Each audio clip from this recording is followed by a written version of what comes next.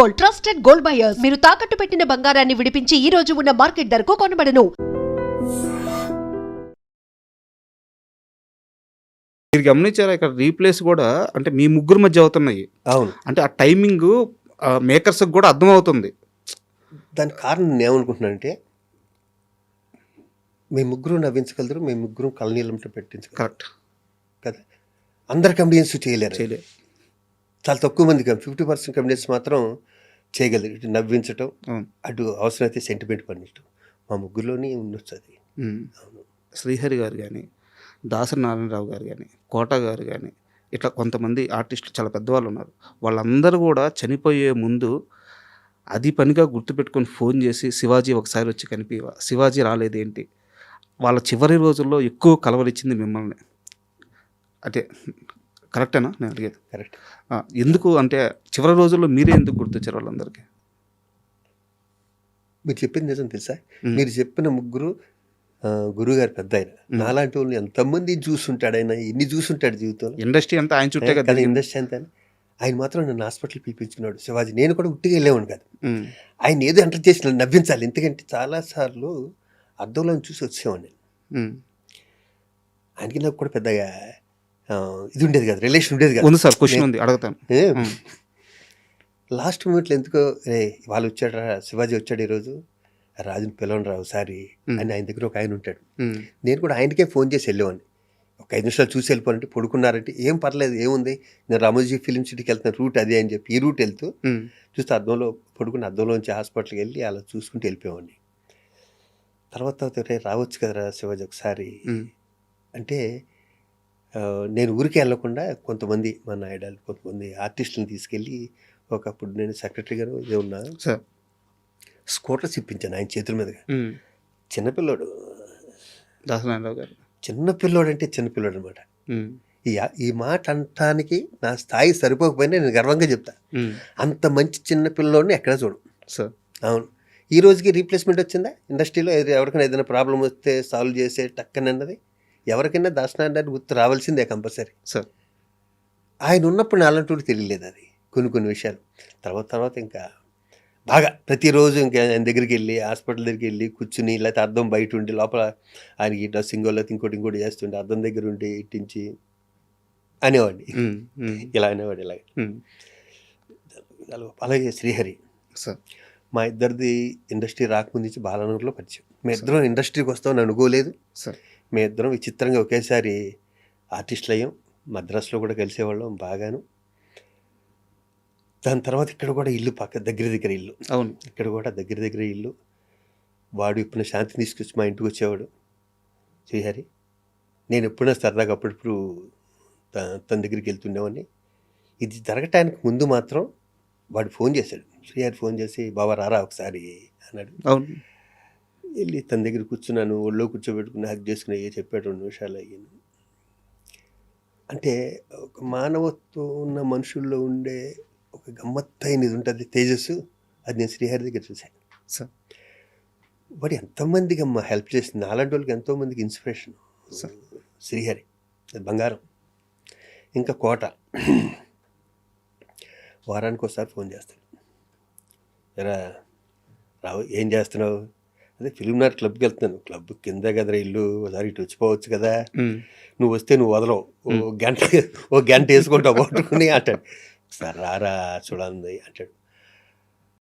తనతో కూడా అంతే. ఇంకా తన దగ్గర ఉన్నా కూడా ఏదో ఒకటి అన్నా కూడా భరించి తన దగ్గరలో పావు గంట కూర్చుని కాఫీ తాగి వచ్చామండి. అలాగే కొంతమంది ఆర్టిస్టులు ఉంటారు, వాళ్ళు ఏమండి మమ్మల్ని కోటగారికి పరిచయం చేయరా అంటే సపోజ్ సరిపోదా సినిమాలో షూటింగ్ జరుగుతుంటే మై మధుని ఇంకొకరు ఇద్దరు సార్ మమ్మల్ని కోటగారికి పరిచయం చేయాలంటే కోట ఫోన్ చేసి బాబాయ్ సాయంత్రం ఇంటికి వస్తాను ప్రామిస్, రేపు ముందే చెప్తాను కాఫీ పెట్టుంచుతాను, నువ్వు తాగలేదనుకో నువ్వు ఎన్ని రోజుల తర్వాత మళ్ళీ అదే కాఫీ ఇస్తా అనేవాడు. తాగరా మీరు పెట్టినాక? కానీ టైంకి వస్తానా రాను అని తన ఉద్దేశం. అంటే ఎప్పుడు తను ఫోన్ చేసి రమ్మంటాడు, నేను ఫోన్ చేశాను, నువ్వంటే చాలా ఇష్టపడే 2 వ్యక్తులు ఉన్నారు సరదాకని చెప్పి నీ దగ్గర కూర్చుంటారంట అని తీసుకెళ్ళా. ఎంటర్ అయిన దగ్గర నుంచి ఒక ½ an hour తర్వాత వాళ్ళిద్దరికి చెవటలు పెట్టినాయి. నీలాగా వాళ్ళిద్దరికి గడ్డలు ఉంటాయి, మా వాడికి గడ్డ అంటే ఇష్టం ఉంటుంది. అవును, మధు గారు జస్ట్ అరగంటలో వాళ్ళకి కన్నీళ్లు తప్పితే ఇంకేమీ లేవు. అవును, బయటకు వచ్చాక అయ్యి బాబా అలా తిట్టారేంటండి అన్న. నేను చెప్పాను కదా నీకు ముందేను, కోట వద్దు కోట తిట్ట కోట నువ్వు అంటే ఇష్టం ఉండరా నువ్వు ఈ గడ్డం పెడితే ఫేస్ ఇంతే కనిపిస్తుంది. ఎక్స్ప్రెషన్ ఆర్టిస్టులు కదా, వీళ్ళు ఎక్స్ప్రెషన్ కనిపించద్దు, ఇంత ఫేస్లు ఏంటి వీళ్ళు. ఉంటే మిమ్మల్ని కూడా తీసుకెళ్ళామండి, సరదా దిగిపోయింది. అంటే ఆర్టిస్ట్ని అన్నారు ఇందాక, మీరు నేర్చుకోవడం అని అన్నారే, నేను కోట దగ్గర నేర్చుకున్నా ఇంప్రూవేషన్ చేయటం అన్నది. ఇందాక అన్నారే ఎదుగుదల అని, ఎదుగుదల అంటే జగ్గ గారితో చేసా, గుమ్మడి గారితో చేసా, వీళ్ళందరితో చేసాం కదండి. ఎక్కడో అబ్జర్వ్ చేస్తాం, ఇక్కడ నాగేశ్వర గారితో చేసాం, కృష్ణ గారితో పోలీసు సినిమాలు చేసాం కదా, సౌండ్ గారితో, వాళ్ళు ఓన్లీ అబ్జర్వ్ చేయటమే. ఆ ప్రశ్నకి సరైన అంటే నేను సాటిస్ఫై అయ్యే సమాధానం ఇప్పుడు దొరికింది సార్. అది మీరు ఇందాక అడిగారు కదా, వీళ్ళని చూసిన ఇన్స్టిట్యూట్లో నాకు ఎంత నేర్పిస్తారు.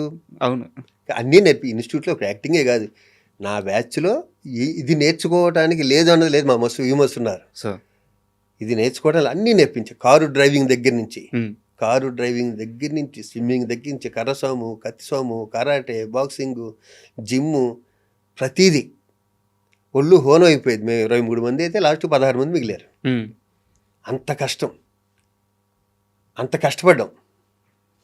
ఈ 40 ఏళ్ళు ఉండటానికి ఇన్స్టిట్యూట్ పునాది కూడా మా మస్తుండాన్ని కూడా ఇప్పుడు గుర్తు చేసుకుంటాం. మా దేవదాస్ కనకాలు కానీ, లక్ష్మి కానీ, వీళ్ళందరినీ. అవును సార్, ఇప్పుడు ముగ్గురు గురించి మనం మాట్లాడుకున్నాం కదా, వీళ్ళ ముగ్గురితో మీకు ఒక సందర్భం ఉంది, ఆ సందర్భాల గురించి మాట్లాడుకున్నాము. అయితే దానికన్నా ముందు ఒక క్వశ్చన్ ఉంది సార్. ఇప్పుడు మీరు ఒక మాట అన్నారు, నేను సాయం చేయాలంటే నా ఇంటికి గేటు ఎప్పుడు తెలిసి ఉంటుంది, లోపలికి వచ్చి నన్ను కలవచ్చు అని చెప్పేసి. మీరు ఇందాక ఒక మాట అన్నారు, దాసరి నారాయణరావు గారు లాగా ఎవరన్నా చేయగలిగితే అసలు అసాధ్యం, రీప్లేస్మెంట్ జరగలేదు ఇప్పుడు దాకా అని చెప్పన్నారు. ఇదంతా ఎందుకు జరిగింది సార్? యాక్సెసిబిలిటీ. నీడున్న మనిషికి మీరు అంత యాక్సెసిబిలిటీ ఉన్నారన్నమాట. అయితే ఇక్కడ నా క్వశ్చన్ ఏంటంటే, గతంలో మీరు మాట్లాడుతూ ఇండస్ట్రీ పెద్ద చిరంజీవి గారు ఆ స్థానాన్ని భర్తీ చేశారు, ఆయన ఆదుకుంటున్నారు అని చెప్పి అన్నారు. 100% కరెక్ట్. బట్ చిరంజీవి లాంటి వ్యక్తికి చిన్న నీడున్న వాళ్ళు కలవలేరు కదా సార్. అవును. సో ఆ యాక్సెసిబిలిటీ ఉండే, ఆ స్టార్డమ్ ఉండి, ఆ ఆరా ఉండి, ఒక దాసరి నారాయణరావు లాంటి మనిషిని ఇండస్ట్రీ ఎందుకు మళ్ళీ క్రియేట్ చేసుకోలేకపోయింది? మెగాస్టార్ చిరంజీవి గారే. ఆయన చేయట్లేదు అనుకుంటున్నారు మీరు? ఆయన చేసే గొప్ప పనులన్నీ నాకు తెలుస్తా కదండి. అసలు ఆయన్ని వేలెత్తి చూపించే అర్హత ఎవరికీ లేదు. ఆయన చేసే గొప్ప పనులన్నీ నాకు తెలుసు. నేను అనేది యాక్సెసిబిలిటీ సార్. చిరంజీవి గారు దొరకరు కదా. అంటే దాసరి నారాయణరావు గారి దగ్గరికి వెళ్ళినంత ఈజీగా చిరంజీవి గారి దగ్గర అది కదా. ఇక్కడ ఒకటి ఉంది సార్, అదే చిరంజీవి గారు నాకు ఫోన్ చేసి, హనుమంతరావు కష్టాల్లో ఉన్నాడు, పొట్టివీరయ్య కష్టాల్లో ఉన్నాడు, సూర్య గారు మా తల్లి ఆవిడ టీవీలో చూసి ఆయనతో చెప్తే, ఆయన అప్పట్లో టీవీ చూడాల్సిన పర్లేదు, ఆయన 24 hours బిజీగా ఉంటాడు ఆయన చిరంజీవి గారు. ఆవిడ చూసి చిరంజీవి గారితో చెప్తే నన్ను పిలిచి ఇంటికి పిలిచి, శివాజీ ఈ 2 లక్షలు పొట్టివీరయ్యకి ఇచ్చాయి, ఈ 2 లక్షలు హనుమంతరావుకి ఏదో హాస్పిటల్లో ఉన్నాడంట, ఇవి 1 లక్ష రూపాయలు వాళ్ళకి. ఆయన ఇవ్వక్కర్లేదు కదా, ఆయన డబ్బే కదా మా చేతితో తీసుకెళ్ళి ఇచ్చింది. అంతే కదా కదా. అంటే ఆయన కలవటం కష్టం అనుకున్నా కూడా ఆయన ఇండస్ట్రీని 24 క్రాఫ్ట్స్ని అబ్జర్వ్ చేస్తున్నాడు దాని గురించి చెప్పాను. కరెక్ట్. అంటే దీనికోసం అడిగింది. నేను తమ్మారెడ్డి గారిని ఇంటర్వ్యూ చేశాను. తమ్మారెడ్డి గారిని ఇదే క్వశ్చన్ అడిగాను. చిరంజీవి గారు సహాయం చేయడానికి రెడీగా ఉన్నారు, ఆయన చెయ్యి ఎప్పుడు సహాయం చేయడానికి రెడీగా ఉంటుంది. ఆయన చుట్టూ మీలాంటి వాళ్ళు ఎవరైనా ఒక 3-4 ఉండి, అన్ని విధాల ఇండస్ట్రీస్ తరపు నుంచి యాక్సెస్ ఉండి, సమస్యలు ఆయన దగ్గరికి అన్ని తీసుకెళ్ళగలిగితే దాసరి గారి స్థానం భర్తీ అయిపోయింది కదా.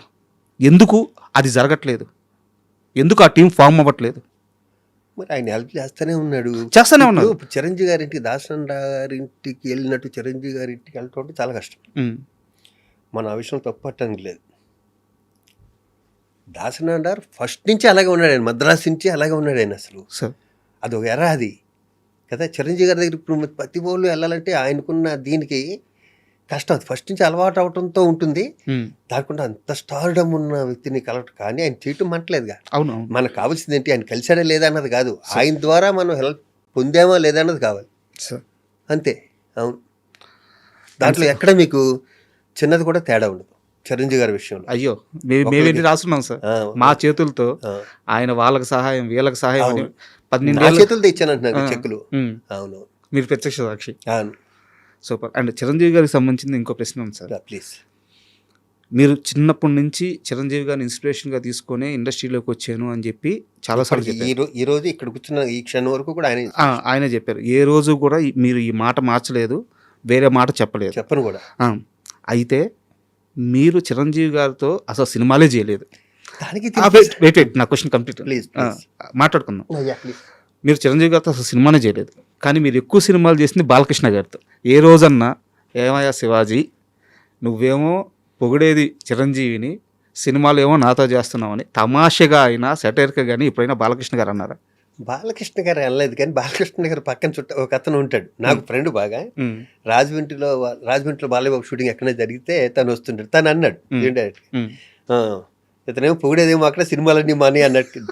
బాలయ్య బాబు వాళ్ళు అవన్నీ దాటిపోయారబ్బా, ఎక్కడికోను ఎన్ని వాళ్ళు పట్టించుకోడు. తను అసలు వాళ్ళు బంగారం, తను అసలు ఏమి ఇలాంటి ఏం పట్టించుకోడు.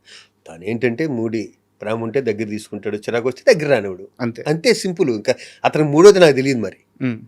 కోపం వస్తే కోపం, ప్రేమ వస్తే ప్రేమ, అంతే.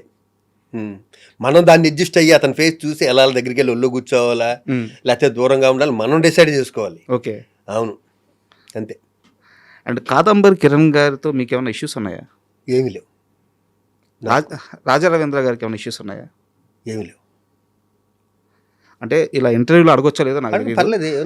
కాదంబరి కిరణ్ గారి ఇంటర్వ్యూ కోసం నేను ప్రిపేర్ అవుతుంటే ఆయన ఒక ఇంటర్వ్యూలో ఒక మాట అన్నారు, చిరంజీవి గారికి నాకు ఒక వ్యక్తి కనెక్షన్ కట్ చేశాడు, ఆయన చుట్టూ ఉండేవాళ్ళు భీమవరం బ్యాచ్ కనెక్షన్ కట్ చేశారు, నా మీద లేనిపోని చెప్పారు అని చెప్పి. సార్ వాస్తవంగా చెప్తున్నాను, ఆయన ఎవరి పేరు చెప్పలేదు. నాకు వెంటనే స్ట్రైక్ అయింది, మీ ఇద్దరే భీమవరం బ్యాచ్ చిరంజీవి గారి దగ్గర ఉండేవాళ్ళు అంటే. సో ఇది నేను ఏమన్నా తప్పుగా అర్థం చేసుకున్నానా, ఆయన చెప్పింది కరెక్టా, నాకు కాస్త క్లారిటీ ఇవ్వండి. ఎందుకు కాదమ్మటికే ఫోన్ చేసి కనుక్కుందాం. నేను చిరంజీవి గారి దగ్గరికి వెళ్ళి ఇంకోటి కంప్లీట్ చేసే అంత ఓపిక నాకు లేదు ఫస్ట్, సార్ అంత టైము ఓపిక ఆయనకి లేదు. నెంబర్ 1. నేను కన్నా కోపం వస్తే నేనే డైరెక్ట్గా అడుగుతాను తప్పితే. పైగా కాదంబరి కిరణ్ కుమార్కి నాకు ఏముంటాయి, నన్ను బావ అంటాడు మొదటి నుంచి కదా. అతను సంఘ సేవ చేస్తుంటాడు హ్యాపీగా, అతని పనులు అతను ఉంటాడు, నా పనులు ఉంటాడు. పైగా ప్రత్యేకించి నేను కాదంబరి కిరణ్ కుమార్ గురించి నేను టైం వేస్ట్ చేసుకుని చిరంజీవి గారు మెగాస్టార్ ఆయన టైం వేస్ట్ నాకు వీళ్ళు చెప్పని అవసరం నాకైతే లేదు. నేను 200% కాదు అపాన్ మై ప్రొఫెషన్, ఇతని గురించే కదా ఎవరి గురించి ఎక్కడ కామెంట్. నేను కామెడీ చేస్తానేమో కానీ సరదాగా ఎంజాయ్ జోకులు పర్సనల్ జోకులు వేసుకుంటాను కానీ నా ఫ్రెండ్ సర్కిల్లో ఇలాంటి దరిద్ర పనులు మాత్రం చేయను. ఇలాంటి నీచమైన పనులు, దరిద్రమైన పనులు, ఒకరి గురించి ఒకరు చెవటాలు, ఇక్కడ చేయటాలు నాకు మంచితే నేను లాగి గోపు మీద దొబ్బుతా.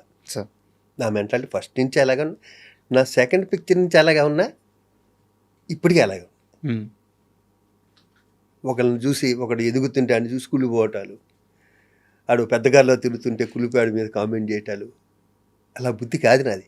నాది ఎంతసేపు ఈ క్షణం బతుకున్నాం, ఎంజాయ్ చేద్దాం, ఇది ఒక్కటే నా బ్రెయిన్లో, రెండోది ఉండదు అసలు. ఇలాంటి ప్రశ్నలు అడిగి కూడా వేస్ట్, దాన్ని అడగక్కర్లేదు కూడా. ఎందుకంటే 40 ఏళ్ళ నుంచి నన్ను చూస్తారు కదా, నేను ఆడి మీద ఈడి మీద కామెంట్ చేసే వాళ్ళు ఉంటారు. అల్టిమేట్గా ఏమవుతుందంటే నేచర్ మనల్ని ప్రతిది అబ్జర్వ్ చేస్తుంటుంది. అబ్బా మనం ఏంటో అనుకుంటాం, దేవుడు నమ్మక్కర్లేదు, ఎవరిని నమ్మక్కర్లేదు, నేచర్ అనేది ఒక దేవుడు అనుకుందాం మనం. అది ప్రతి వాడి గుణం అబ్జర్వ్ చేస్తుంటుంది నేచర్ రకరకాల రూపాల్లో. అది పంచభూతాలు అవ్వనండి, ఇంకోటి అవ్వనండి, నేచర్ అనేది ఒకటి ఉంది కదా, అది ప్రతి మనిషిని అబ్జర్వ్ చేస్తుంటుంది. నేను నమ్మేది అది కదా. ఇక్కడ ఎవడంతా పాపాలు చేస్తాడు ఇక్కడే అనిపిస్తాడు హ్యాపీగా. కౌంటింగ్ అంతా ఇక్కడే, మొత్తం అంతా. ఆడు 1000 కోట్లు ఉండేవ్వండి, అసలు లేకపోనివ్వండి, ఏమైనా చేయనివ్వండి, నోటు దోలు ఉండేవ్వండి, అన్నిటికీ ఇక్కడే శిక్ష ఉంటుంది వాడికి. అవును, అంటే నాకు క్లారిటీ వచ్చింది సార్. సారీ మిమ్మల్ని క్వశ్చన్. లేదు నేనైతే అలాంటి పనులు చేయనమ్మా. నేను నన్ను తిట్టినోడు కూడా నేను ప్రేమగానే తీసుకుంటా. సూపర్.